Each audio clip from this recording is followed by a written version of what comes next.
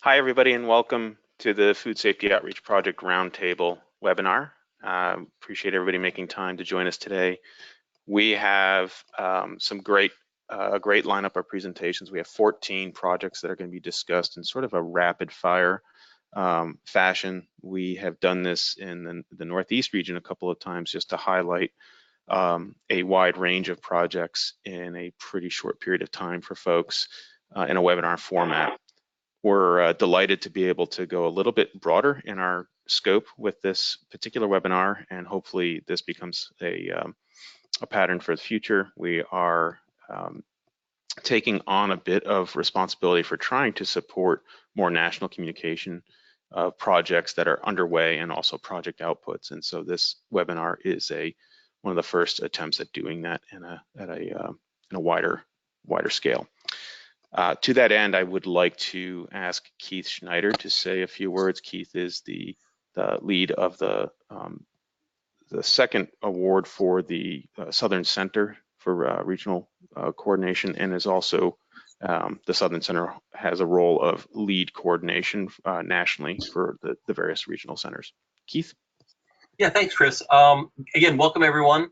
As you can see from the slide that Chris has posted, this is a collaboration between the 4 centers that we have: the Western Center out at Oregon State, the North Central at Iowa State, the Southern Center here at the University of Florida, and of course the Northeast up at the University of Vermont. This is an effort for us to talk with each other about our food safety outreach programs on a national stage, to share ideas, hopefully make some connections, get you to tout your programs and all the great work that you've done. I just wanted to say thanks again to our past program leader, Jody Williams, and our new or present leader, Deidre Chester, for this program and supporting us. And really, because I didn't think Chris would do this or Elizabeth would do this, a shout out to Chris Callahan and Elizabeth Newbold from the Northeast Center who have put this webinar together and have really taken the forefront of or the initiative to put this webinar together and hopefully make this an annual event so you guys can all share the wonderful work that you guys are doing. And with that, I'm going to turn it back over to Chris and let him take over. Thanks, Chris.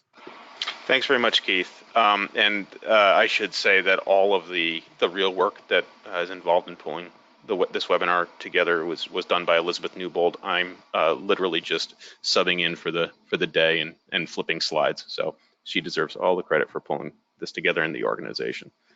To get us started off, we're going to ask Amy Harder from University of Florida to speak about overall food safety outreach projects evaluation. Sure. So my name's Amy Harder. I'm a professor in the Department of Agricultural Education and Communication at the University of Florida, and I have been working with the Southern Center since the inaugural grant several years ago, and then have moved into positions serving both the Southern Center and the lead regional center as the evaluator. And so what I was asked to do was help the USDA summarize and aggregate outputs and outcomes from FSOP projects that were funded between 2016 and 2018. And so if you've spent some time looking through the diversity of projects, that was a really interesting challenge to come up with a way that would help aggregate everybody's awesome work. And one of the things that I've loved about evaluating these projects so much is that I can see how hard everybody is working to help advance food safety and work with our producers to help them be safer and more profitable. We ended up doing a survey that was created using an analysis of the project narratives. Basically, that just means I kept looking for commonalities between what people were trying to do, and I came up with basically 5 different general purposes that most of the projects were working on, which were either creating new curricula, educational resources, or training materials, delivering trainings and workshops, developing new groups or communication networks, developing new or novel educational delivery mechanisms, and developing new tools or equipment. And so using that, I contacted the project directors based on a list that was provided by the USDA. And what we were able to find out is that most people were working on projects that focused on creating new educational resources or delivering training and workshops. And those aren't necessarily separate things. A lot of the projects were doing both, but there were 27 projects that reported the new curricula and 26 that reported training and workshops, compared to only 2 projects that talked about creating new tools or equipment. We did have a lot of people who worked on delivering PSA training. So you can see on the slide that as of this spring, which is when the data was from, there were 374 trained PSA participants, and a huge category of other trainings that occurred. Generally, these are add-on or supportive types of trainings that are used to help people understand what the legal efforts look like. So in terms of commodities that people were working with, obviously produce is going to be a big one, but we also had some interesting projects that were looking at maple syrup and maple products, culinary herbs, and then a growing category of people working on fermented, acidified, and acid foods. So a little bit of diversity in terms of which commodities were getting worked on. In terms of common food safety issues, it was really across the board. So we have everything from teaching people to get their GAP certification to having policy-related education, how to sell specialty foods in the direct market. And specifically, there was a lot of work being done to help disadvantaged and beginning farmers. We did have people report creating an awful lot of educational materials, which is great. Most of those were printed resources, followed closely by online resources. And so folks are sticking with more traditional ways of disseminating information. There were 3 smartphone applications and 2 audio resources created. Most of the project's target audiences were actually focusing on growers, and 6 specifically targeted extension agents. If we look at the target audiences a little bit closer, we've got minority and underserved growers, and that includes things like Hispanic, non-native English speakers, new Americans, military veterans, Amish and Mennonite, among tribal audiences, very, very small producers, urban producers, and sustainable and organic producers. So a lot of diversity over who's being worked with as well. And then things like food handling personnel, train the trainer, specialty crop growers. When we look at some of the new ways that people are working on reaching our target audiences, some of the cool things that got mentioned were having learning circles to learn food safety, and then the more standard approach of having field demonstrations for produce safety practices. But all in all, there's an impressive amount of effort that's been done by the FSOP projects. 19 projects reported having data that demonstrated increases in knowledge or skills, and then another 11 projects actually had follow-up data that shows what their participants were able to do with what they learned. And so it's a really positive picture of FSOPs reaching a diverse audience over a variety of commodities in many different ways, and the creation of all the new educational resources helps the longevity of the project past when funding completes. And so it's a really encouraging picture, and if anyone needs the full report, I've got it available, and you could just send me an email. Thanks, Amy. Is it available by link as well? Is it something you could paste a link to in the chat box? I don't believe we have it online currently, okay. But we could certainly put it on the Lead Center site. Okay, great. Thanks so much, Amy. The next presenter will be Karen Cannon, California Polytechnic State University, St. Louis Obispo. Hi, good morning. Hi, hi Karen. Amy sets a good example to follow. Amy and I actually know each other, so hi Amy, how are you? I am Karen Cannon. I am not our lead person on the project, but I am one of the lead members. Yetta is actually on a impromptu vacation, so I was happy to step in and talk about our project that we're very, very excited about. at Cal Poly, and we are partnering with Allen Hancock Community College, which is a college that is a 2-year institution, Hispanic serving institution that actually feeds a lot of students to Cal Poly in the agriculture field. So I'm an assistant professor and director of the Brock Center for Agricultural Communication here at Cal Poly. And my role is really focusing on bridging communication gaps between ag, media, and the public.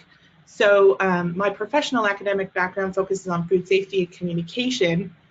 And particularly prior to my academic life, I came into, I worked in public relations in the beef industry, so E. coli and food safety was a big area of interest for me. And so our team came together.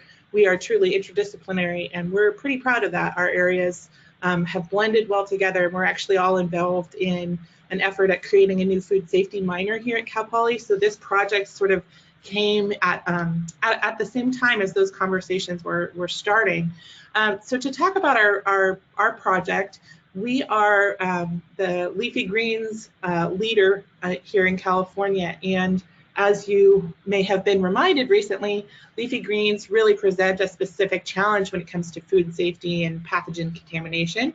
You may have seen the information, the recall, excuse me, about the E. coli outbreak right before Thanksgiving again this year. So we know that this is a true issue. California's leafy greens industry is a leader, and we're particularly interested in leafy greens in our Central Coast region of the state. So if you're not familiar with California, we are San Luis Obispo, and the area that we're working in is primarily about the middle of the state on the coast, so Central Coast region. And we know that in addition to human health costs, right, that food safety issues cause, we also know there's a lot of research that tells us public opinion and decreased consumer confidence are a genuine challenge. So we have these two big challenging areas.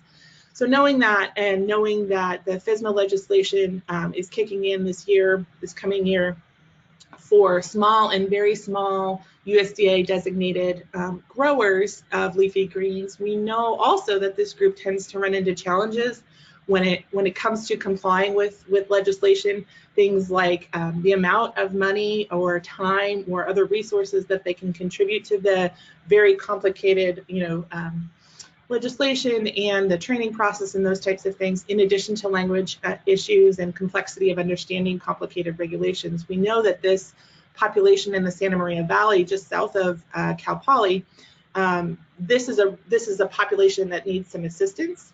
And so our goal is primarily to train these farmers in food safety best practices, so PSA training, as Amy mentioned, and then to help equip them to become compliant, to reduce these, to really contribute to the reduction of foodborne illnesses and food safety outbreak issues.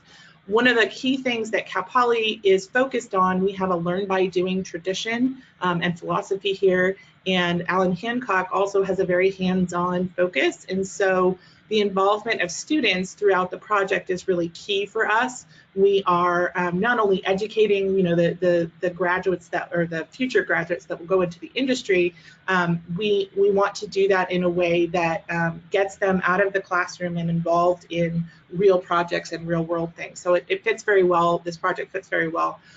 So as I mentioned, we have an interdisciplinary approach, and we are specifically interested in contributing to that robust workforce in California agriculture, and specifically focused on food safety. So what we've created, or what we're creating, is a two-phase training. So the first phase is farmers and students involved in our project will get PSA grower training, and I believe Aaron and Amanda just finished their Train the Trainer training last week. And so this will help these organizations, these operations, satisfy a portion of their FSMA required trainings. So that's the first step. And then the second step is, after we've done that training, is to schedule on-farm visits with these producers to deliver some more specifically tailored trainings and consultations, specifically on the produce safety rule, on tracking costs associated with food safety implementation, with agribusiness training, and then in my area specifically is crisis communication training related to food safety issues. So we're going to do some tailored work in these areas with our specific farms that farmers that we interact with. Our expected goals or outcomes, our aim is to get 40 farmers and students trained using this PSA model. Our operations, we're aiming for 15 operations for this interdisciplinary training that's tailored on site. And then more broadly, we're interested in contributing to this effort, the significant reduction in foodborne illness and food safety related outbreaks that are in products that are specifically really critical to California, but also to our localized area, and specifically the Santa Maria Valley, which is where a lot of small leafy greens producers are located. And then, this last sort of idea is really important to our institutions, but increasing, food safety capacities in our California workforce, our current and future workforce. So these things kind of come together to create our project. Thank you, Karen. I forgot to mention at the very beginning of the webinar, the webinar will be recorded. We'll post it on the NECAP's website. If you have any technical or organizational questions, just send me a note in the chat box. And if you have questions for the presenters as we go along, use the question box and I'll ask the questions at the end. Our next presenter is Erin Dicaprio at UC Davis. She'll be speaking about supporting FSMA compliance for California's regional food hubs through training and technical assistance. Erin, are you able to unmute yourself? I am. Can you hear me? Thank you. Perfect. Perfect. Well, good afternoon for those on the East Coast. Good morning to those of us on the West Coast. I'm Erin Dicaprio. I'm an Assistant Cooperative Extension Specialist in Food Safety in the Food Science and Technology Department at UC Davis. This project is a collaborative project. I neglected to put the team's names on the slide, but I'll just mention them here. The project director is Gail Freenstra. She is the director of the UC Sustainable Agriculture Research and Education Program. So she was really, the lead in kind of pulling this project together. Another individual that is also within that UC SAREP group is Cornell Engelskerken. She also has been really integral in making sure that this project has been a success. And then the last individual on this project is Alda Pierce. She's a cooperative extension specialist in the vet school at UC Davis.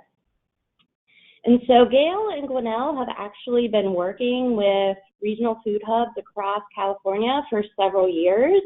They've hosted several networking events to help with cross-communication between these food hubs and help essentially establish best practices, how help these groups to increase their market. And one of the areas identified through these workshops early on that was a concern for these food hubs was food safety. So for those that maybe aren't as familiar, food hubs are smaller scale aggregators of produce that work with local growers to help increase their market share. So within the group of food hubs we're working with, they range from the very small, so those that would be exempt under most of the FSMA regulations, to relatively large that serve a wide range of consumers. And so what our project is aiming to do is help these food hubs understand where they fall in terms of the FSMA regulations, and then help them come into compliance with these regulations. So I've thrown up some pictures here. You can see the locations of these food hubs across California on the map presented here, and then this is a group photo of some of the different food hub employees, as well as the UC SAREP team at some of those group meetup events that I mentioned. And so one of the, first steps in this project was figuring out, which regulation these food hubs fall under. And so in order to help the food hubs kind of understand if they're under the produce safety rule or preventive controls for human food, we had an initial webinar that went over the different rules under FSMA and how the ownership of the food hub and where they're sourcing their produce is going to impact which regulation they fall under. What we found with this group, most, if not all, actually fall under the preventive controls for human food rule, not the produce safety rule. So moving forward, we had an additional webinar to help steer those food hubs that may be eligible for a qualified facility exemption, how to do the calculations, how to file that facility attestation paperwork to make sure that they are up to date with FDA with that documentation and do in fact have that qualified facility exemption. And then we had a final webinar where we went over more in depth what the requirements are under the preventive controls for human food rule for those food hubs that are going to be fully covered under the regulation.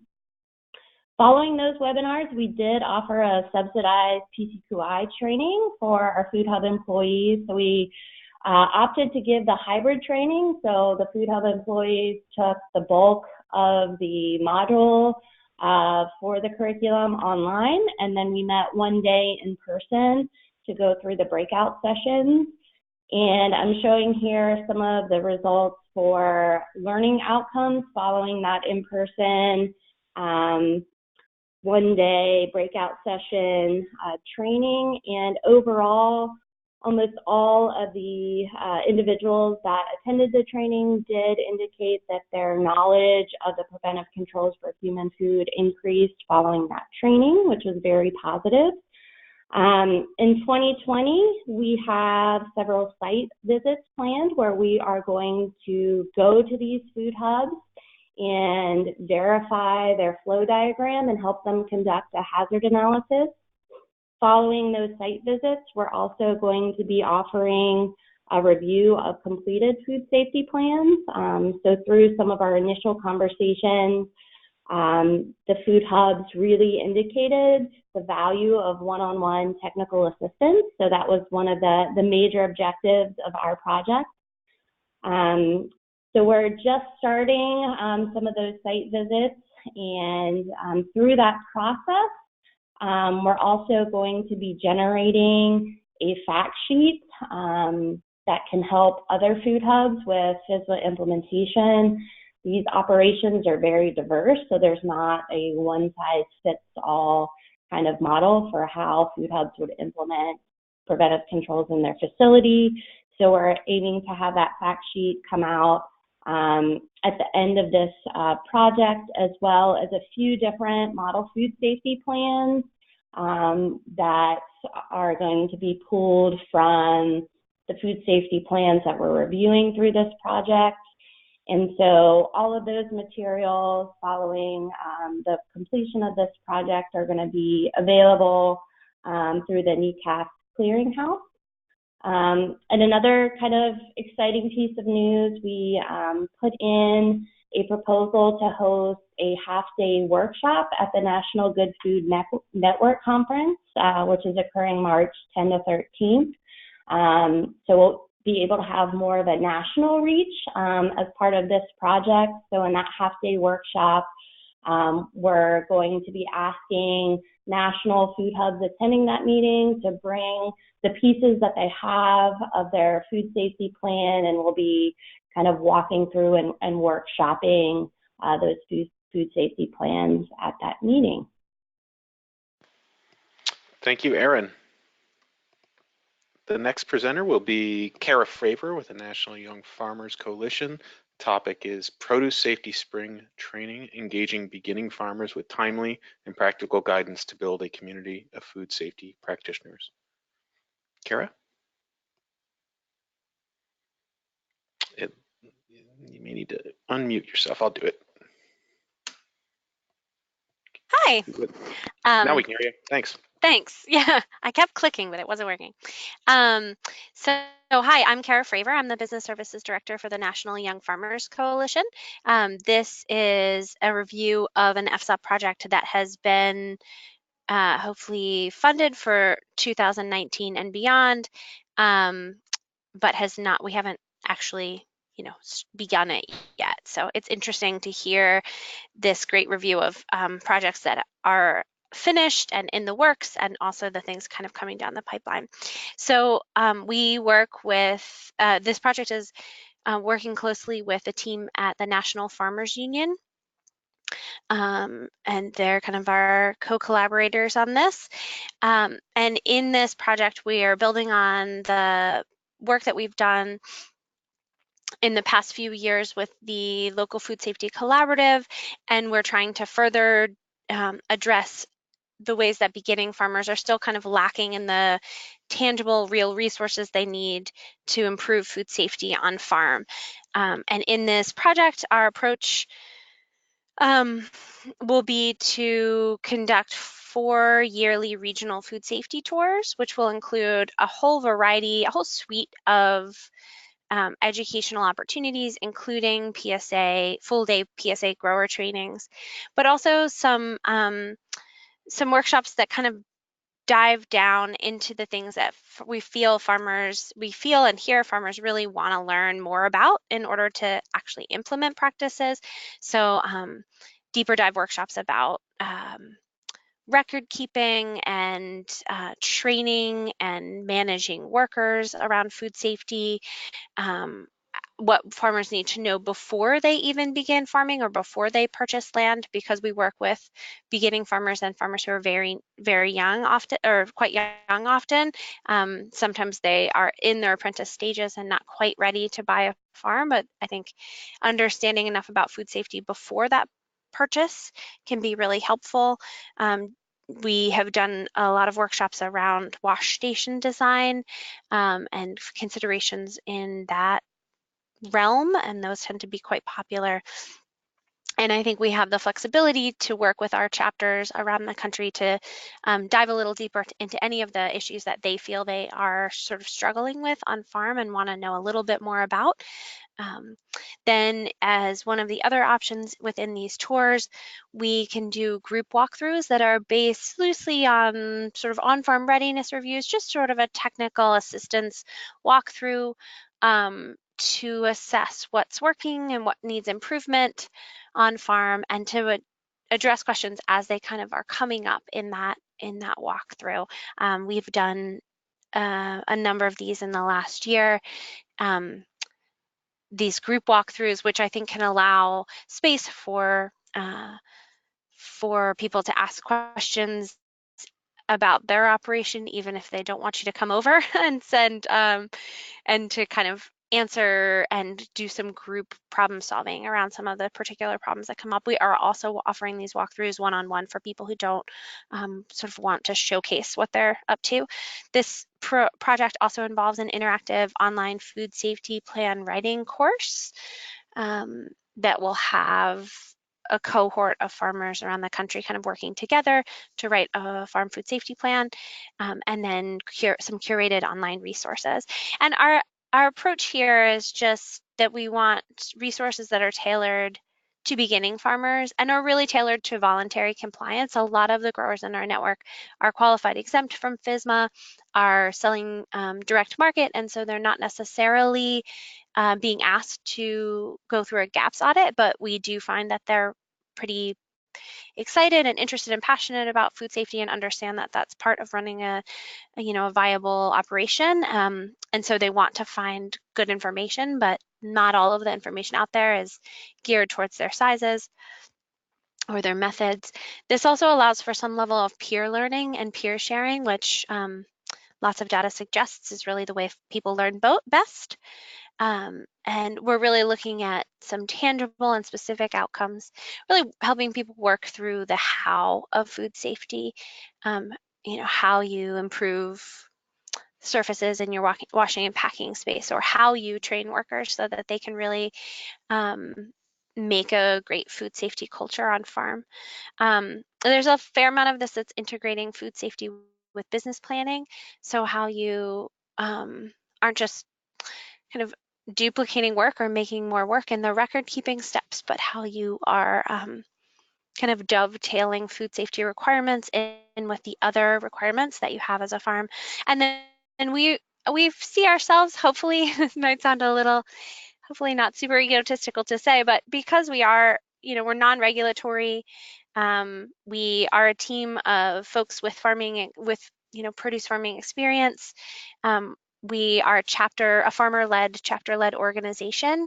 And so I think that there's some really, some benefit from having a variety of voices and making sure that we are a trusted resource for the farmers in our network. We estimate that with these 12, so we're doing 4 tours a year over the course of 3 years, so that results in 12 12 12 regional tours. Sometimes these are multi-state, depending on where we're focused. That will reach 1,200 beginning farmers with an average of about 100 farmers per tour, preparing them to implement food safety plans. And the idea of this, when I say tour, we are the ones on tour in this case. It sounds sort of rock band when I say it like that, but the idea is that we are moving from region to region across the state, making sure that we're providing, say, walkthroughs or deeper dive workshops in the places where farmers really are, and not requiring farmers to travel distances to attend, like long distances to attend a training or to attend even, especially a shorter workshop. And this is based on, we did a 7-day tour of the state of Washington earlier this year, and we found it to be just a useful model to use our time and our travel money to reach a lot of people over a kind of concentrated span of time. And we're expecting 36 farms to host group walkthroughs and 30 farms to participate in one-on-one walkthroughs. And I should have the exact number of people that we're expecting to reach through the online cohort. I think that is more like 120 farmers that we will work with closely to write these farm food safety plans and provide feedback from us and from other farmers within the cohort on those plans themselves, and then a bit of follow-up to ensure that farmers have the tools they need to implement the plans on farm. Great. Thank you, Kara. Can't wait to get my Thanks. tour t-shirt. It'll be tie-dyed, don't worry. Next up is Billy Mitchell, the local food safety collaborative. Billy will be sharing with us about their project, experiential learning opportunities for limited resource growers through mobile farm innovation centers in Mississippi, Alabama, and Georgia. Welcome, Billy. Thanks, Chris. Can you hear me okay? Yes, thank you. Hey, y'all. As Chris said, my name is Billy Mitchell. I work out at the local food safety collaborative house at the National Farmers Union. And I'm subbing in today for our lead PI, food safety celebrity, Kristen Woods, who's on a plane right now. As Chris said, we're going to be working across 3 states in the Southeast, Mississippi, Alabama, and nature's favorite state, Georgia. And we'll be working with a couple different universities, including Alabama A&M, Fort Valley State University, and a group called the Deep South Food Alliance. And we'll also have an advisory board of 2 growers from each of those states. And those growers are representing diversified, limited resource vegetable operations. And the whole idea is just to really meet some of the critical challenges faced by growers that both want to increase their food safety practices and also address conservation concerns. One of our objectives is going to be to design and construct 3 mobile farm innovation centers to meet the needs of limited resources growers. And these are just kind of like new versions of a Jessup wagon, so that we'll be able to bring food safety resources to farms and extension offices across these states. So one will be housed in Mississippi, one in Alabama, and one in Georgia. And they'll feature things like the CoolBot, which is a low-cost way to build refrigeration cost-effective hand wash stations and produce sinks. And then we'll also be able to kind of show how to clean and sanitize tools, how to take a water test. We'll have some computers in there with hotspot capabilities, so if folks want to make a field map using Google Maps, or maybe bring in their NRCS conservation maps, and we can upload them and label them for food safety needs. Another objective is developing a comprehensive model on whole farm planning. And again, the focus on this is balancing food safety and conservation concerns. And then we'll also be using the computers that we have to do a little bit of this computer literacy training to help growers continue to access already existing technology-based resources, like what the PSA has, NECAFs, and NRCS online resources. We're also going to do a couple cool things, like have a drone video taken at different times throughout the year on certain farms to demonstrate the long-term benefits of a properly managed rotational grazing system. We're going to adapt the NRCS rainfall simulator and turn it into a tabletop vegetative buffer strip simulation model to show the effect of vegetation on water movement throughout the landscape, including potential routes of pathogen movement and the effects on soil erosion. And we're hoping to do 2 programs in each state in year 2 of the program of our project, and then 4 programs in each state in year 3 of the project. And along with the things I already mentioned, we'll also be creating an instructor activity guide and fact sheet to accompany that tabletop vegetative buffer strip simulation, instructions on how to create a simple in-field hand washing sink, instructions on how to use the CoolBot, and also talk about other cost-effective ways to increase shelf life and keep your produce cool, fact sheets on proper cleaning and sanitation of tools and equipment, showing folks different ways to take a water test, both through surface water, your well water, and then an instructor activity guide on reading the sanitizer label, and then just also what does it look like to mix that sanitizer.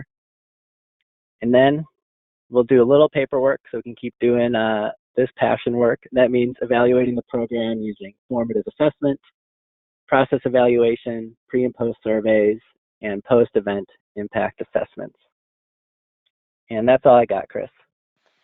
Billy, thanks. That was great. Appreciate you joining us today.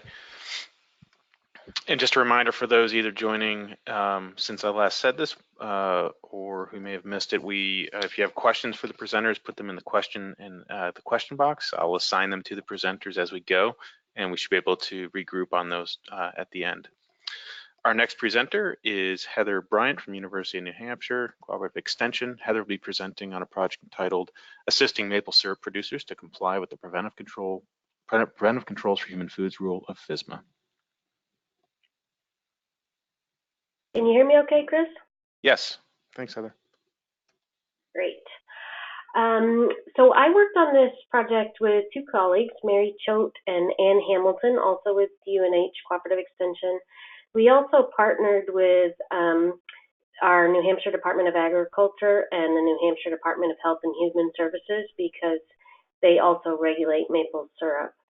And we got quite a lot of assistance from the New Hampshire Maple Producers Association, which has a mailing list that covers, we estimate, about 80% of the maple producers in the state of New Hampshire.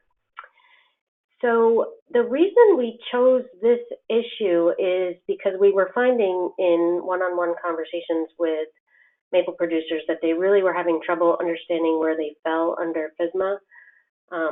According to the FDA, maple producers are both farms and food processors typically, but they don't really consider themselves either of those things. And they don't tend to get their information and their professional development from, the sort of traditional outlets that we were doing most of our FSMA education. So we felt like, we needed a completely different way to reach this audience. So we started by developing and distributing a needs assessment survey, and sort of at the same time, we also sent out a flow chart that we had created to help producers figure out where they fall under FSMA, and also an online tool which we built based on an idea that we borrowed with permission from the Vermont Agency of Agriculture.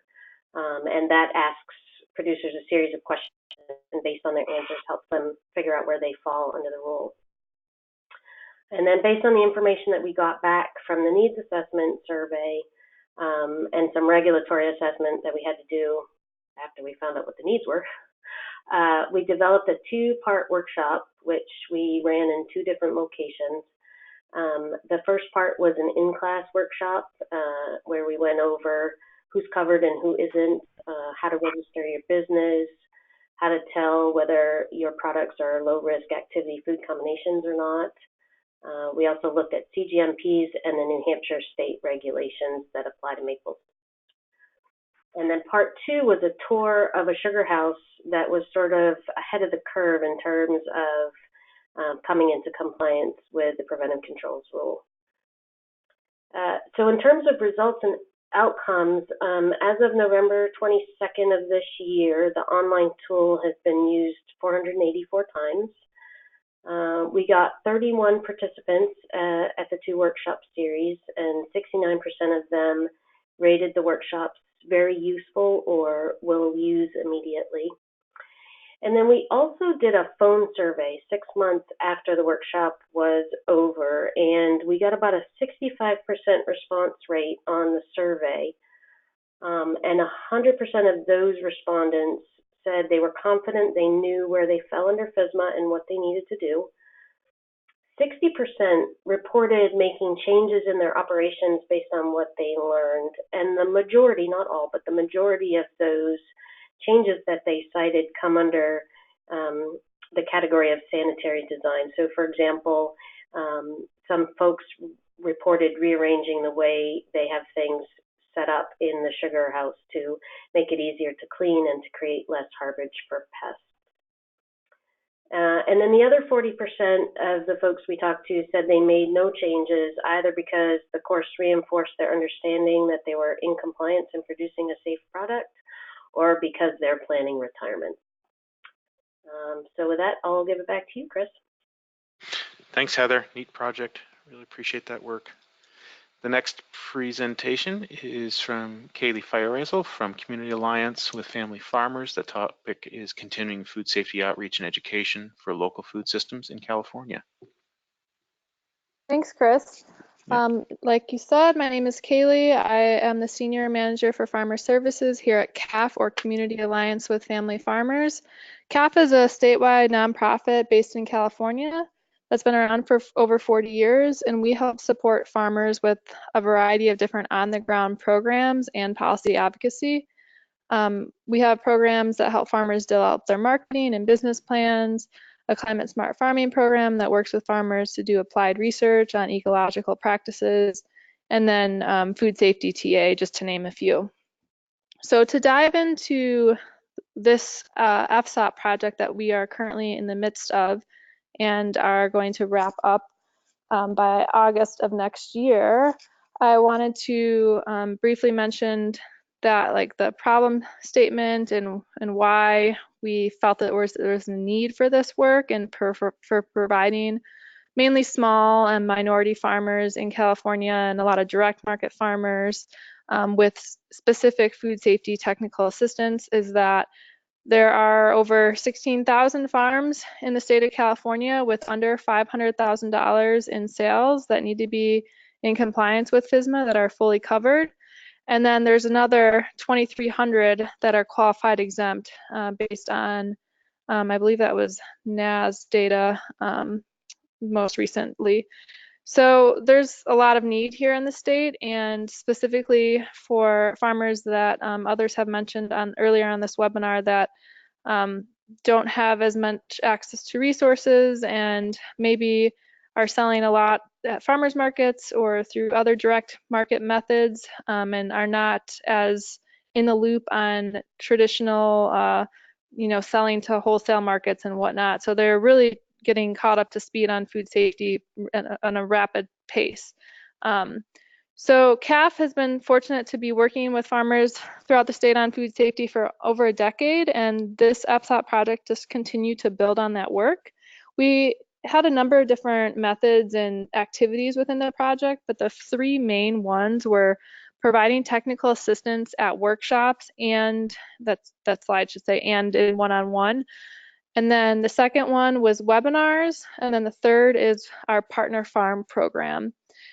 So just a brief note about the workshops. We mainly do FSMA, what we call FSMA 101 and GAPS, or Good Agricultural Practices trainings for these workshops, because many of the farmers that we reach are on a continuum of training, and they kind of need to leapfrog from a basic GAPS training to a FSMA 101, and then eventually to a PSA training or a similar training like that.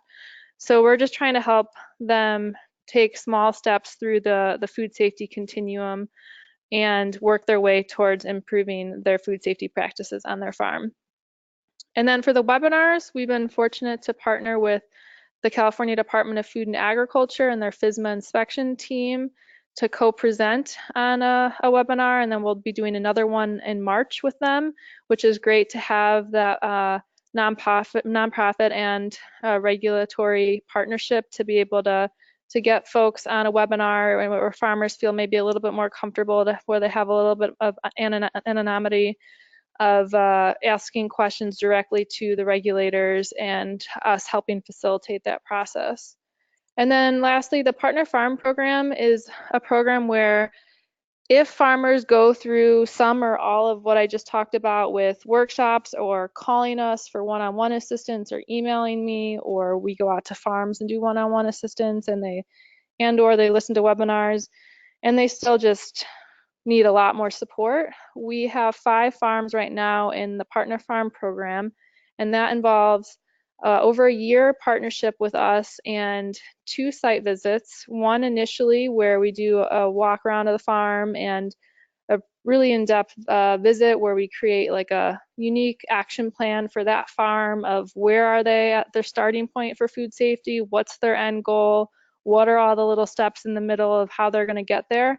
And then basically CAF is their accountability partner, and then over time we check in as they make changes and improve their food safety practices, and then we go for another site visit near the end of the partnership to check in on those in person and answer any other unanswered questions. And then at the end of that, they host a field day and invite other local farmer friends, and we're there to help guide the event and the farm walk around to help show where things changed that were different before, why do they change, how does that help reduce risk, et cetera, et cetera. So we are in the middle of that and have some partner farm. The field days will be next March and April or so in that time frame. So I know we don't have much time here. I just wanted to wrap it up with that, and you can see the numbers on the screen for how many people we've had do what, and we are still in process, so we'll have more. Thanks. Thanks, Kaylee. Appreciate that. Our next presenter will be Londa Nwadike from Kansas State and University of Missouri. Londa will be presenting on Project Strengthening Food Safety Education and Outreach for Kansas and Missouri fruit and vegetable producers. Thank you very much. I'd like to thank the organizers first for doing this by webinar format so that we can all learn something while I have a sick 3-year-old on my lap. So it's nice not to have to travel, but I can still communicate. And we really want to thank NEFA for the funding for these projects too. Lots of great stuff being done.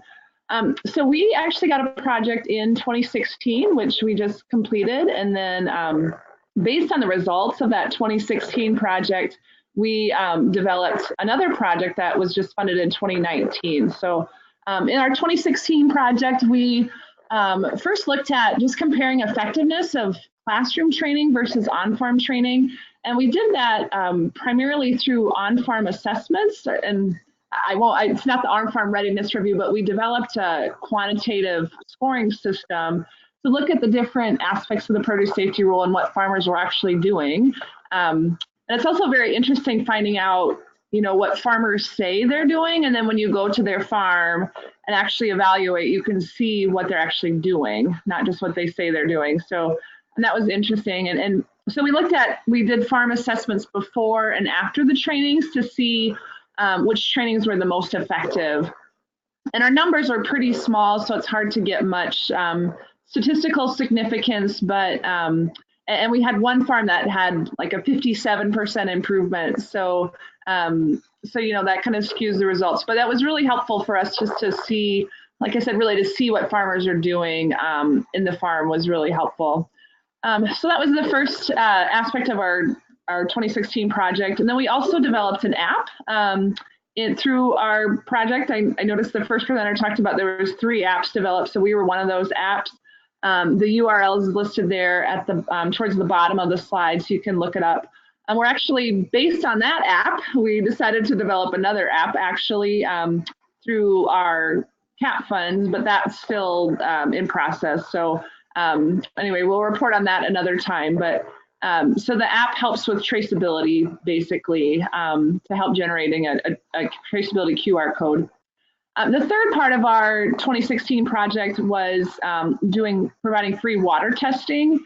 And, in Kansas and Missouri, the farms are relatively small, and, there are some GAP certified farms, but not a lot of farms were really familiar with water testing. So providing this free water testing and providing lots of education about it really got a lot of farmers started with water testing, particularly a lot of Amish growers and Mennonite growers in Missouri. Our county extension staff would gather all of their samples and bring them over to our lab, which worked great. And we were able to get a lot of good data on that, which we'll be presenting more in the future. But you can see the chart there at the bottom showing the results of the water testing that we've done so far, of surface water, groundwater, and then other sources of water as well. So based on that work, we developed our project in 2019 through NEFA. And so in that one, we're working on developing more training materials to help farmers in Kansas and Missouri in particular, but it would also apply to other farmers in similar situations, to help them just understand why water quality is important and understand what they need to do, with their test results and just what they can do to help improve the safety of their water. In the grant, we're also going to be looking at E. coli source tracing. So we're going to be looking at ponds and then finding the sources of E. coli, or hoping to identify the sources of E. coli that are going into those surface waters. And then we'll be doing a little demonstration looking at treating surface water for post-harvest use. So not for pre-harvest use, but for post-harvest use. So we're doing a demonstration on that. And then we'll also be providing free water testing to Kansas and Missouri growers. And one thing I'll mention that I'm excited about, our Missouri State Department of Health and Senior Services Lab, they do water testing, but they didn't typically do it for produce growers. But they have a drop-off station in every county. So in every county health department, growers could bring water samples. But now through this grant, we're able to fund free water samples through their local county health department. So our growers in Missouri just have to bring their sample to their local public health department to get the results. And then we'll also get the results so that we can have a better understanding of what our water quality is in our area. So I'll leave it at that. There's a little bit more information on the slide, but again, want to thank you for the opportunity to present. Thanks, Londa. Hope everybody recovers soon. Next presenter will be Aaron Dicaprio. The project title is Integration of Food Quality Assurance Programs with FSMA Preventive Control Compliance. Great. Thanks, Chris. Yep. So Erin Dicaprio again. I'm from UC Davis, the Food Science and Technology Department. So for this project, I'm working with Dr. Linda Harris, who's the project director. She's a specialist in cooperative extension and the department chair of food science at Davis. Also working with Dr. Lucien Wang, who's an assistant professor in our department as well, and Dicaprio, who is a evaluation specialist in the Department of Human Ecology at UC Davis. This project is really geared to small processors to help them understand some of the activities they're already conducting for their quality assurance programs, how those might overlap with food safety and FSMA implementation. So this project is to develop a series of webinars that kind of go through those overlaps and can be an easy go-to resource for some of these small processors that might not have the ability to go attend an in-person course or hire a consultant to help to outline some of these overlaps. So the webinars are an hour long, and we've already conducted one series of live webinars this past summer, and are planning to conduct another set of these live webinars starting February 23rd. So the webinars, again, as I mentioned, are an hour long. The first is just a general overview of quality assurance. It goes through some of the general definitions and programs associated with quality assurance.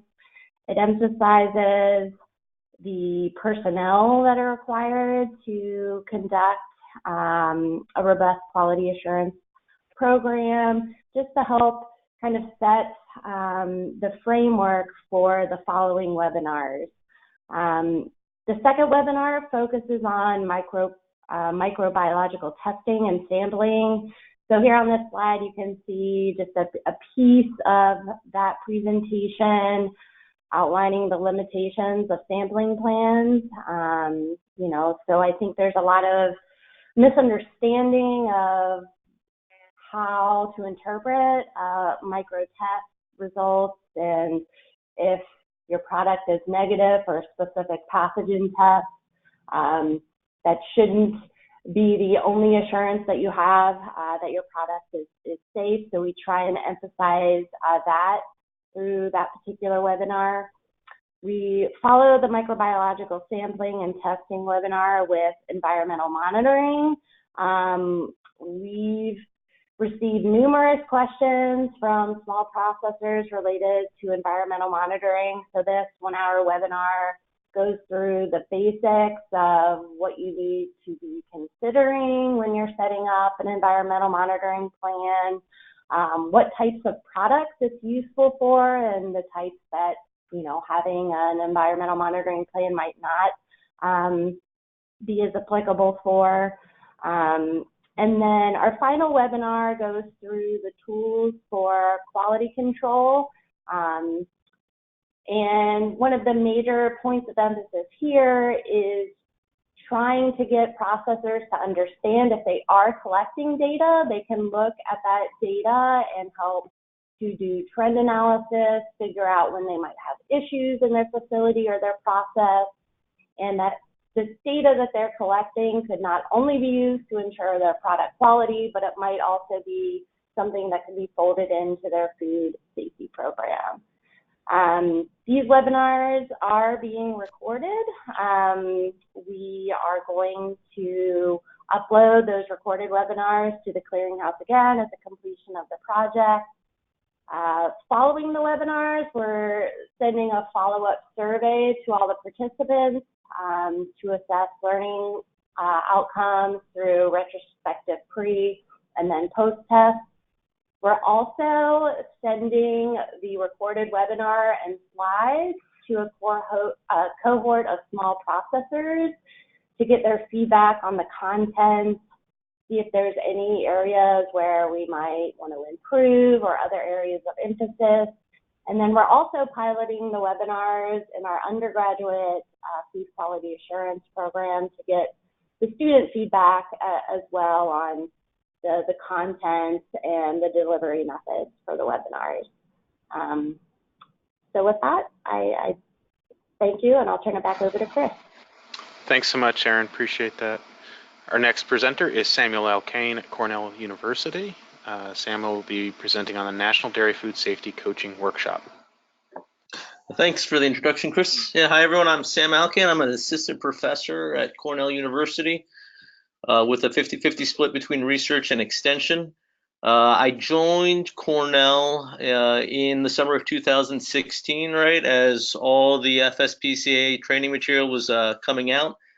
And as we were running those workshops here in late 2016, 2017, we had a lot of different people coming through the courses. So we had regulators, we had large processors, medium-sized processors, and then some of our very small artisan producers in the state. And the feedback from them, they didn't really have a lot of experience with things like HACCP beforehand, was that they really didn't understand what was going on, that the classes were too expensive sometimes for them to take, and they didn't know how to apply it to their facilities. And so that's what we were hearing in New York. And so we started talking here about developing a kind of targeted coaching workshop for them.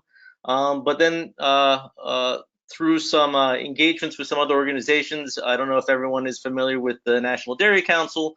An arm of the National Dairy Council is the Innovation Center for U.S. Dairy, and they have an artisan dairy roundtable, which brings together processors of different sizes, from large to small, retailers, academics, and other dairy-related organizations like guilds to talk about challenges in the dairy space. And in that group, they were hearing that same feedback across the country. And so Clint Stevenson from NC State, Dennis D'Amico from the University of Connecticut were also part of that panel, as I was, and which was led by Tim Stubbs at the Innovation Center for U.S. Dairy. So we sat around and said, hey, we should probably put something together to address this at the national level. And that's kind of where this grant came out of. And so what we did is we kind of based it off the FSPCA material, but pared it down a little bit. There was a lot of repetition in there to kind of drive home points, but kind of pulled some of that out and put in some actually dairy-related examples. So the University of Wisconsin had developed a kind of a pepper jack cheese example that was kind of similar to the different food examples that we use as part of the FSPCA material. So they gave that to us to use. We included that in there and then kind of made it a 2-day workshop where instead of doing breakout sessions on examples, we would sit down with these small artisan producers and actually go over what they were doing in their facilities and then help them flesh out plans that were relevant to their products and their space. And the other goal was to then, these dairy producers are spread out all over the country, and it can be hard to get them to gather up in one space, so that we were going to take it around the country to reach areas where these artisan producers weren't necessarily being served, or going to locations where there are a lot of these small producers together. Like there's the American Cheese Society has a yearly conference, and so does the National Ice Cream Retailers Association. So we paired with those organizations to also provide targeted coaching. And so we've been now running that for a little over 2 years, and we've had 12 workshops across the country, 2 here in New York, 1 in Ohio. So the goal is that as we moved across the country, we would pair with different universities or with local guilds to then provide the space and I guess reach out to the local community to draw in participants. And then also in some of these universities, some of the extension team there, while they had a great background in food safety, they may not have had a lot of dairy experience. So me coming there was, a way to also cross-train them on the concerns relevant to cheese and ice cream making. And so at Ohio, we worked with the Ohio State. We went out to Oregon, worked with Oregon State University. In Pennsylvania, we ran a workshop with the American Cheese Society at their yearly conference. In North Carolina, we ran it with Clint down at NC State. In Iowa, it was with Iowa State University and actually University of Minnesota. Then Maryland with the University of Maryland, Maine with the University of Maine and the Cheese Guild there, which had a great recruitment. And then again this past summer in Virginia for the American Cheese Society conference. And then in October in California with the Cheese Guild out there. And then most recently, we ran one in South Carolina, our first one with the National Ice Cream Retailers Association, which was our most heavily attended workshop. And we had a lot of positive feedback there and are looking forward to running another one with them come next year.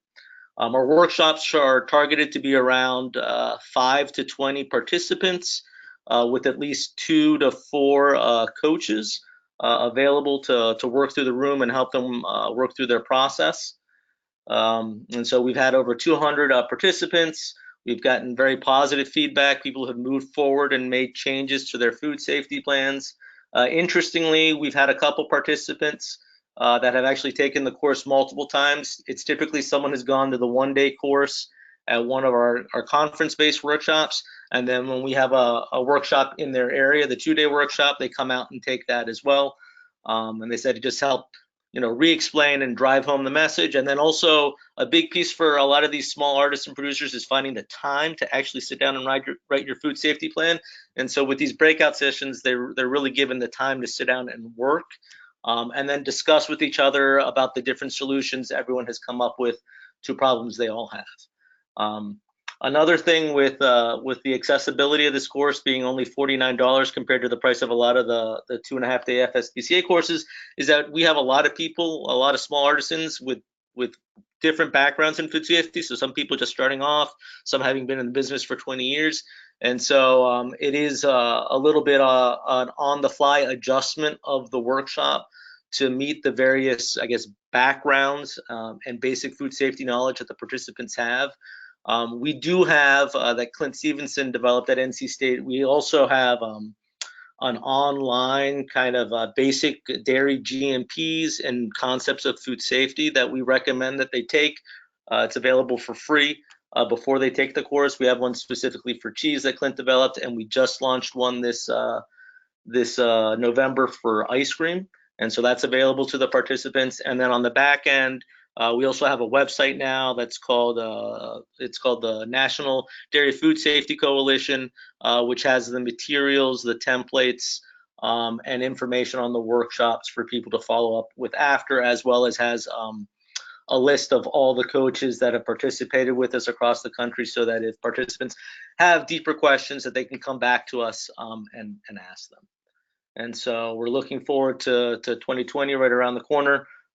We have about 6 workshops already planned, with the potential 7th, again, with Maryland, because there's a lot of demand down there. So that's kind of what we've been doing. And it's been a lot of fun, though despite with all the travel, I still somehow haven't gotten the frequent flyer miles to get me up to first class, but maybe this. Thanks, Sam. Appreciate the presentation. Next presenter is Fatia Mustafa with SCF Organic Farms Ltd. Topic will be Heritage Organic Dry Farming Safety Training Program. Fatia, are you able to unmute and speak? Hello. Yeah. Okay, how you doing, sir? Good, we can hear you just fine. Go right ahead. Okay, this is Shahid Harris doing the presentation in direction of Director Mustafa. My project is the Heritage Organic Dry Farming Safety Training Program, and what that's based on is the Heritage Organic Dry Farming Safety Program is basically to bring the good practice of good agricultural practice and good handling practices into the field of the area that we're from is South Carolina. We're based in Sumter, South Carolina, and our co-op is a nonprofit that has been dealing with teaching farmers how to become certified organic and doing different programs with socially disadvantaged members and people of the community. So our project is broke down into 7 tasks, which are workshops. The first task is to complete a organic production system plan workshop, which is getting a lot of the farmers acclimated with becoming certified organic. We found that in our co-op that if you get farmers into the process of becoming certified organic, they will transition into food safety, because a lot of the similar things of record keeping and being accountable for your field and field management of stuff will kind of correlate with what they're doing. The second part of it is, the second task would be the mobile produce distribution workshop. And this right here would be a lot of the farmers that we deal with are just basic small farmers, and we're training them and teaching them how to move produce and what to do and how to put them in certain containers. The third part of it is food safety compliance, and this is where we're going to try to get our farmers to go through GAP certification and get FSMA trained. Now, this project particularly, this is a new proposed project, so we haven't been able to do any of this work, but this is our plans for the future. Then the next thing is conducting a seed saving technique workshop. And a lot of people may look at it and say, how does seed saving goes into food safety? But that correlates into, with the word heritage, we're getting into low maintenance agriculture and products that don't require a lot of spraying and different things. So we're trying to eliminate a lot of the problems in the beginning part. The fifth one is conduct a produce packaging and labeling workshop. So a lot of the farmers that we deal with, they may bring produce not presentable. So what we're trying to do is transition them from just the side of the road, regular farmer, into having a presentable product that they can also go from, like they have the farm to table and farm to school.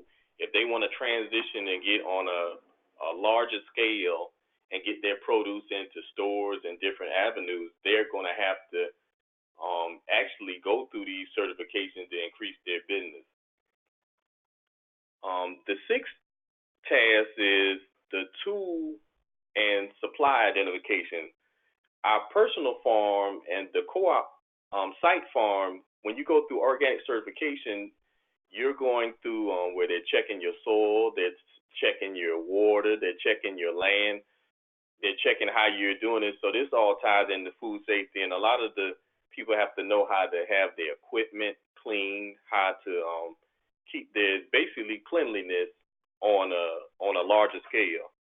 So these are different tasks that we're going to be doing. And then lastly, we're going to be doing a perennial workshop, which gets into different plants from blueberries, which don't take a lot of maintenance, to a lot of your perennials that they can plant and continue. And also in this project, we have proposed for a food washing machine so that people know how to properly wash their food. So the whole part of our project is to get the basic farmer that's maybe just selling at a farmer's market or in rural areas and at a socially disadvantaged to get up the scale, because these processes are eventually going to come into play to anytime you want to sell food to anybody, they're going to ask whether you if you're FSMA or you're GAP certified. So this is our process, our project. I think at the bottom of the flyer we said the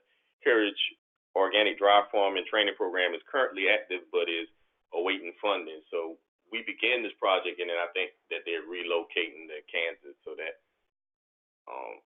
just put a slight delay, but we look forward to working with the USDA NIFTA and the Food Safety Outreach Program. Thanks so much. Thanks so much. Great summary of a fantastic project. Appreciate it. Thank you. The next presentation is from Eric Spring at the International Rescue Committee, Immigrant and Refugee Food Safety Project. Okay, hi everyone. I'm Eric Spring and I work for the International Rescue Committee. So we're a nonprofit organization working internationally and domestically.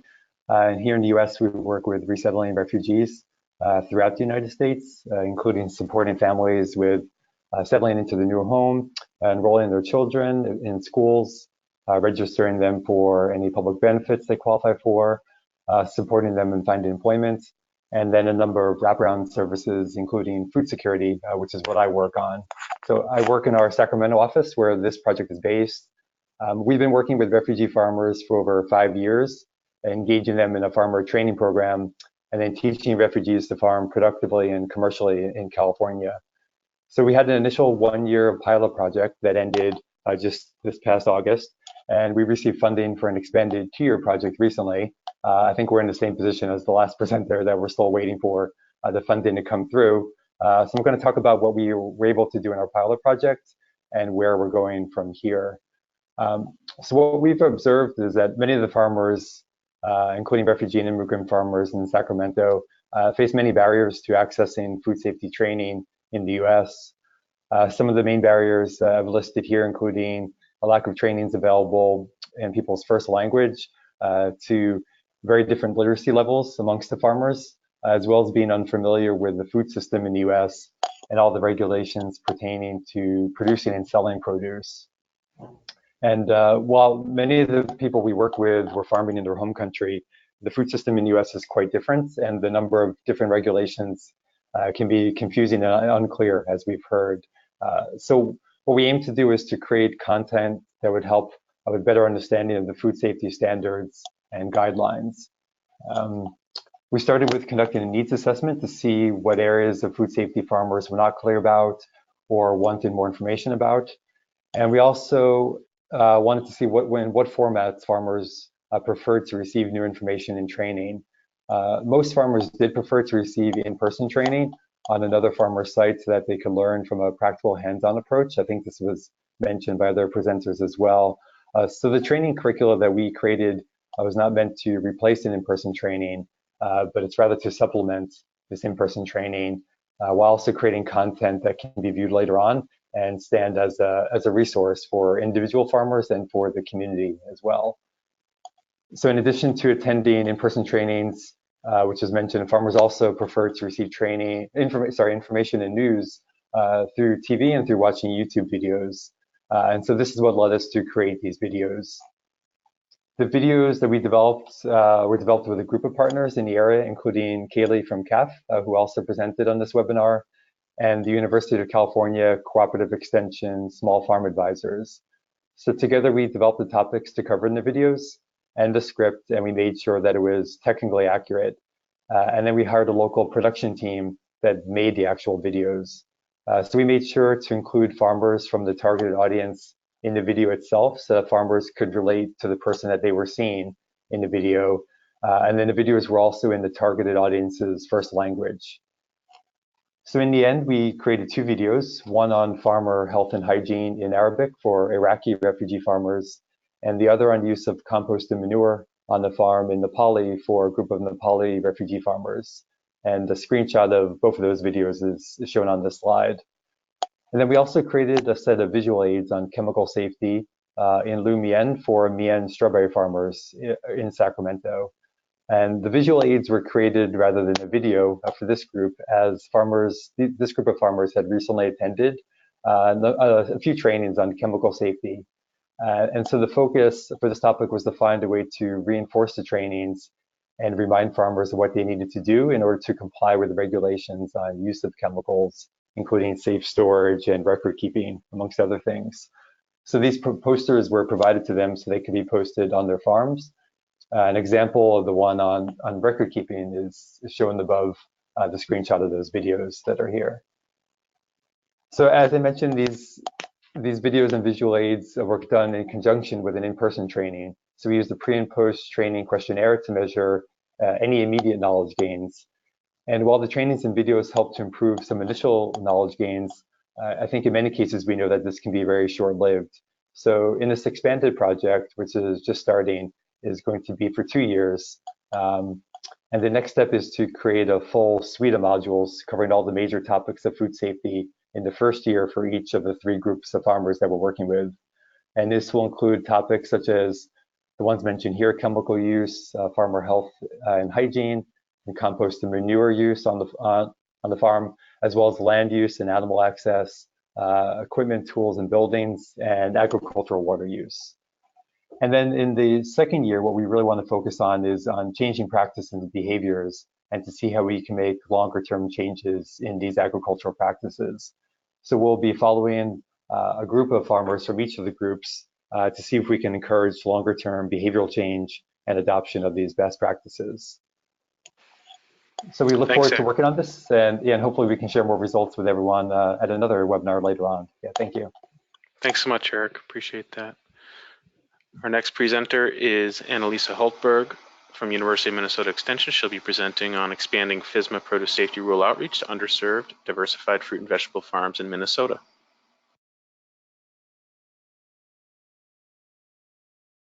All right, thanks, Chris. Can you hear me? Yes, thank you. Okay, good. Bringing up the rear. I'll be quick here. My name is Annalisa Haltberg. I'm an extension educator at the University of Minnesota. I lead, along with my colleague Ann Sawyer, the food safety education around the state. We are both statewide. And so for about the last 10 years, we have been doing GAPS education around the state, helping farmers get audits, understand food safety, and now have started on the FSMA Produce Safety Rule outreach. So we come in with a good network of growers that we've worked with, and just a little bit of context to those growers. They tend to be small. They tend to be small acreage, diverse in terms of number of crops grown. 40 plus is not uncommon at all. They tend to be more organic or sustainable minded. And also we have a lot of Latino, Hispanic, Hmong, African, other immigrant minority growers, plain faith and Amish growers as well. We have some, not as many as other states, but a fair number. So we've worked with those farmers for years around the state. And then we also really have a pretty extensive network of nonprofits and agricultural professionals who work with those farmers in addition to extension, so and educational foods hubs as well. So we also have partnerships with them, and they have been asking for just simplified information. So when they are doing their own education, they can add in simple status information or understand the basic provisions of the PSR, so that they aren't experts, but they're able to pass that on kind of as our boots on the ground. So to me, that model really makes sense. So those were both our intended audience for this project, and you can see that we really just focused on the basics, understanding coverage status, and then the basic provisions of the rule. So like any good project, we started with a needs assessment. So we talked with our friends and partners, and also tried to pull in other new folks into the fold around the state, representing the diversity of farmers around the state, hearing, understanding what do you have right now and what else do you need. And we heard kind of 3 general categories of information. So materials, things, we need short videos that we can add into our existing workshops, short handouts, summaries, the food safety plan template that we have created and used. It would be great if that was aligned with the rule. So we added in that, and then updating our existing GAPS workshops. And the translating, you can see I wrote translating some of the materials, and that is simply because not all languages are a written language. Hmong, for example, doesn't have a history of being much of a written language, so a simple one-to-one translation doesn't make sense there. So simple English with some Hmong and pictures can be better, and that might be true in many languages as well. So workshops, kind of really similar to a lot of things that other people have been saying, but those one-on-one supplemental, I'll call them, the like, okay, so you went through the grower training, you might be covered because you might be selling to a food hub, which is a non-qualified end user, therefore you might be covered even though you're still pretty small. What is next? How can we help you do your employee training, do your water testing, understand soil amendments to be in compliance with the rule? So it is that kind of one-on-one in coordination with those food hubs and with our partners. So we don't generally just go and host a workshop. It is always kind of on an as needed, okay, we have a stated need here through one of our partner organizations. And then that train the trainer. So I called it building the stable, just because, there's only 2 of us and it's a big state geographically with a lot of diversity. So making sure that we have those boots on the ground that are able to answer the questions adequately. If they still have questions, then of course they can come to us. So some of our specific things, our output so far, we created a 7-minute video with the extensive help from a videographer. I will say I'm not a videographer, so we were able to hire a videographer, and we also have 8 hours a week for our communications and person with a lot of graphic design skill as well. So she's worth her weight in gold, and she was able to help on that video as well. So that video is intended to be as simple as possible, but of course having to maintain that accuracy. And we've been asked to translate that into Spanish and Hmong, so we will do that. Though that won't be written, it won't be subtitled, or it won't be on the screen. It will be dubbed over in Spanish and Hmong. And then we are able to update our GAPS workshops, make sure that they are all aligned, and make them pretty and fancy.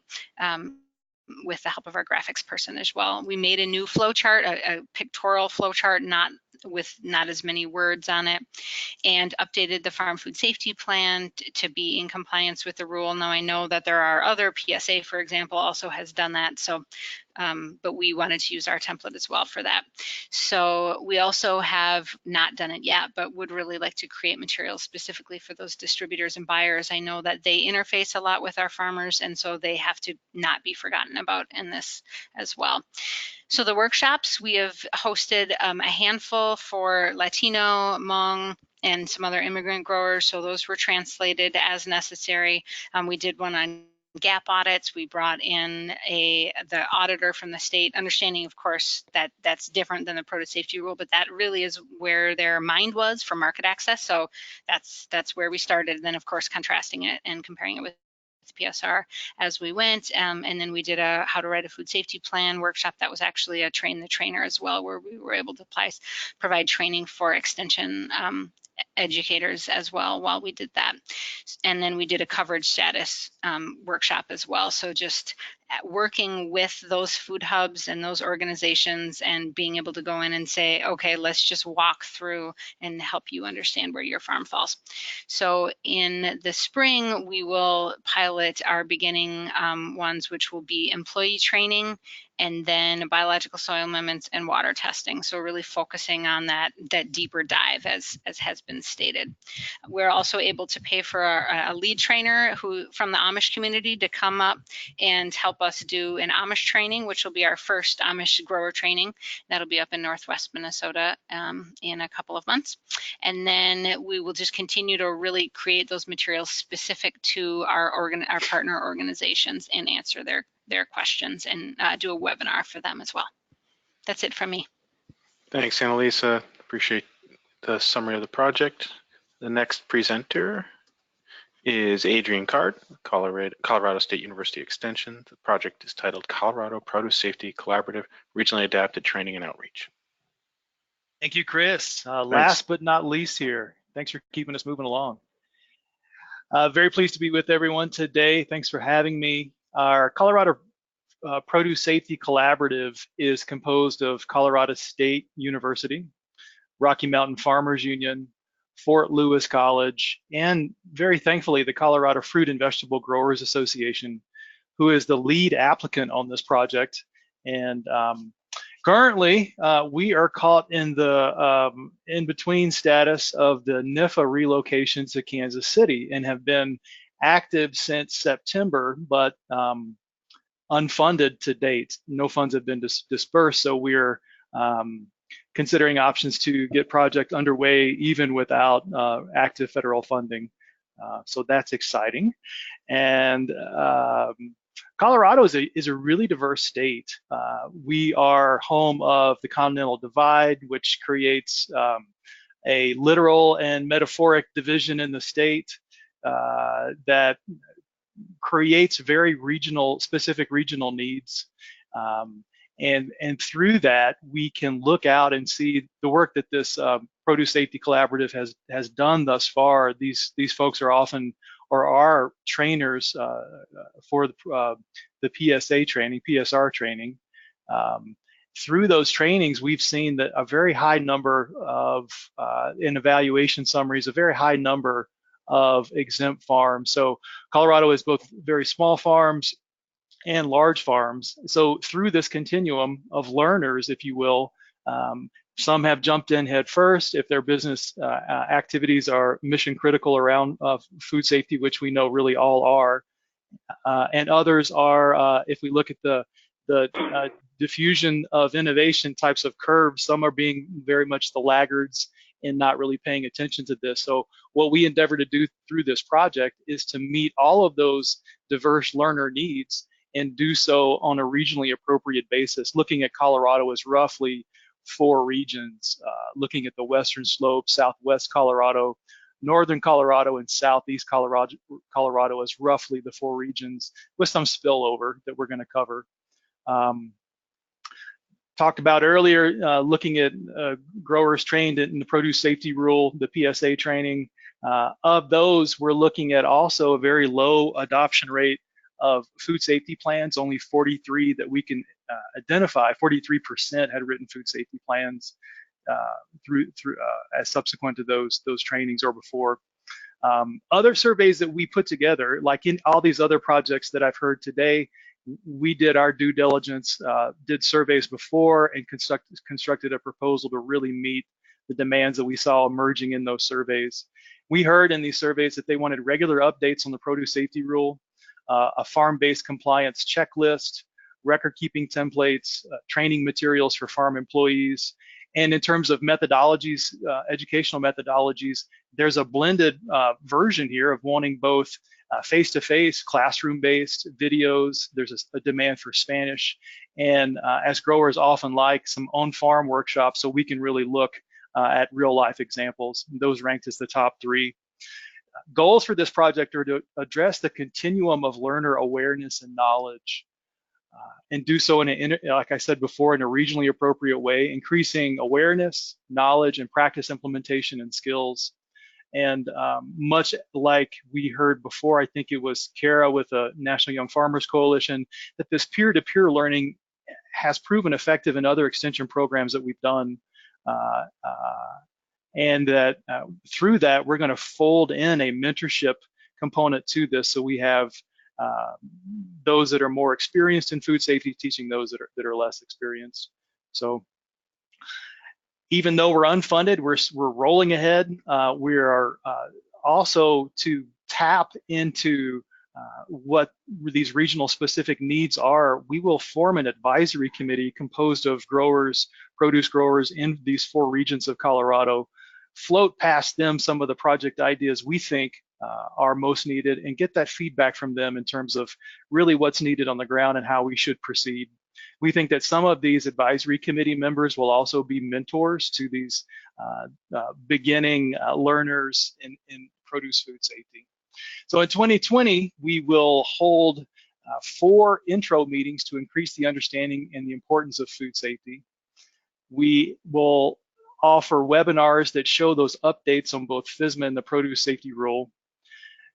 For some of our more advanced learners, we'll offer 6 technical workshops, and thus far we're planning to offer a cleaning and sanitizing workshop, a water quality sampling workshop, an employee tailgate training, how to reach those employees, especially those that are being onboarded mid-season on farms where activities are really high and the ability to train workers effectively may be low. We want to enable that to succeed. We'll offer a technical risk assessment workshop. For our beginners, are creating a food safety plan workshop.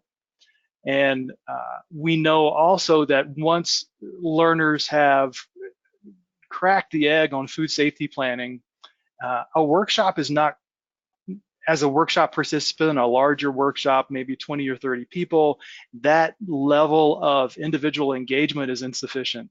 So we know that we're going to have greater success with those adopting these. We're going to sit down with them in consultations for both beginners and advanced learners, and allow them to ask one-on-one questions of produce safety experts, and of us ask them questions to refine those plans. We'll have at least 5 produce safety rule trainings around the state in 2020. We plan to hold 4 gap workshops, and we'll bring in 2 experts to conferences, both with the Colorado Fruit and Vegetable Growers Association and with a regional conference, the Colorado Farm Show. We'll maintain resources on websites, both through the Colorado Fruit and Vegetable Growers Association and the Colorado Food Safety Collaborative. And we will, as all of these projects have mentioned in 2020, we'll reflect on our work through evaluation and make any adjustments and repeat a lot of the same structure over the next 3 years. So pleased to be a part of this project cohort, and thank you for your time. Adrian, thanks so much for bringing us home. That was wonderful. The presentations from everybody today were just really superb. The project work is really impressive. It's nice to see where we've come and where we're headed. I sort of heard 4 emerging themes collectively from all this work. One is tailored education. The second is peer-to-peer education. The 4th being provision of direct technical assistance. And finally, providing programs and materials that extend national curricula. This is really, really great work. What everybody's doing is making a huge difference. Thank you. We do have some questions in the question box. The first one was interested to find out more about what crisis training, quote unquote, entails in the Cal Poly project. Karen had to move on to another meeting. The response was, this is a good question. Primarily, we're focusing on crisis communication as it is thought of in public relations. What that means is we focus on how organizations can cope with the communications aspect of crisis management. For example, how do they communicate with news media, employees, and consumers? Second question was in response to Kaylee's presentation. Kaylee also had to move on to another meeting. The question was, hosting informational webinars for produce growers is a great idea. I'm wondering if Kaylee is able to share a sample via link or attachment to one of the webinars that was hosted to provide an idea for format, content, etc. I will paste a link in the chat box for everybody. Sure, I will.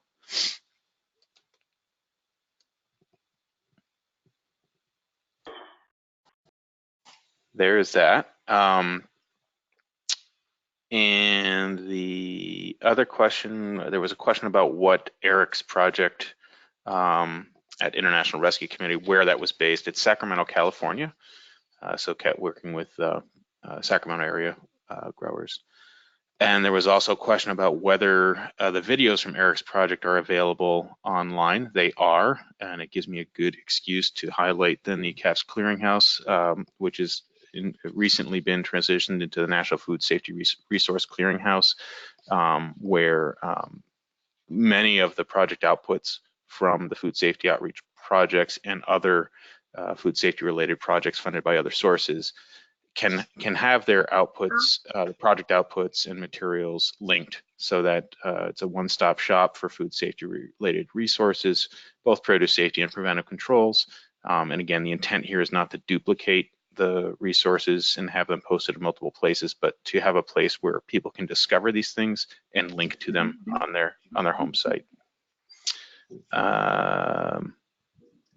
There was another question, bear with me.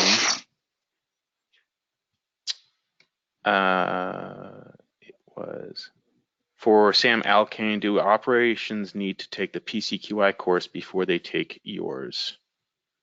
Yeah, so we actually had a lot of discussion around whether or not to require it, and we decided not to.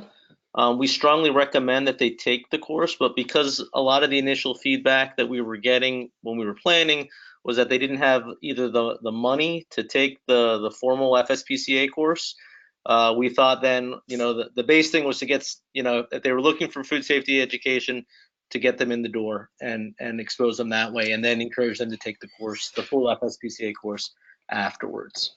And so what it means is then the classes, we had people that, come in with binders of their food safety plan, which are wonderful, and then people that are really just starting off, and it ends up, Chris, you mentioned that peer-to-peer education. So during those breakout sessions, a lot of times the people who already had developed a more robust food safety plan are then talking and helping those that are just starting off. So it makes it a nice group. In fact, the best one that we've seen so far was in Maine. After the workshop, the local guild there, they started a food safety accountability meeting meetings. So they met for the next few months. Every month, the group would get back together and talk about their food safety plans and help each other push through. They took a break during, once, the milking started and all that kind of stuff, but they've started back up this winter and are doing it again. So that was pretty nice to see.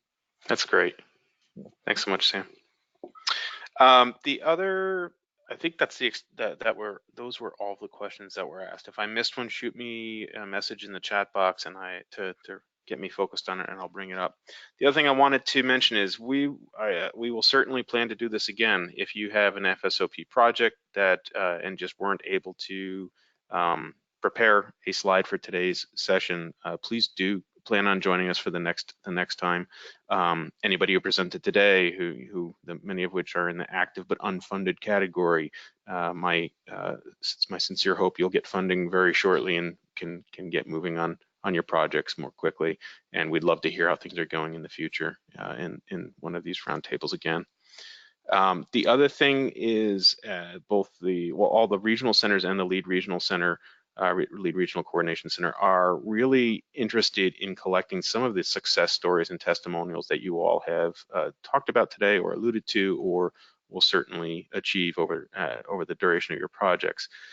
As these things come up, shoot us a quick note. It doesn't need to be extensive. A couple of sentences that sort of captures what the impact of your project has been for an individual or a group of individuals would really go a long way in helping us collect the overall sense of impact for this program and being able to report it with our sponsors and federal partners. With that, Keith, was there anything you wanted to say in conclusion? No, that's pretty much it. That's it. If you have, again, anybody who wants to participate in the next round of this, we definitely encourage you. We really appreciate all the participation today. And as Chris mentioned, we really would love you to toot your own horns here. 1 or 2 paragraphs. Some of these slides basically have all the information we need to make a pretty cool success story that we can post on your regional sites and on the clearinghouse. Our goal is to keep money in the FSOP program, and the best way to do that is to show that the money is being used in a way that benefits the most people. And I think today is the perfect example of reaching out and actually helping the farmers and putting this money to good use. And we just want to get that message out, so when the next round of funding comes out, this program gets funded again. So please help support the program by sharing your successes. With that, one last quick opportunity for any questions in the question box, but I think maybe we are wrapping up here. Appreciate everybody attending today and appreciate the questions in addition to the presentations. I'm not seeing any additional questions, so I think we will wrap up the webinar. And again, this has been recorded and it will be posted on the NECAF's website. Thank you, everybody. Thank you, Chris. Good day.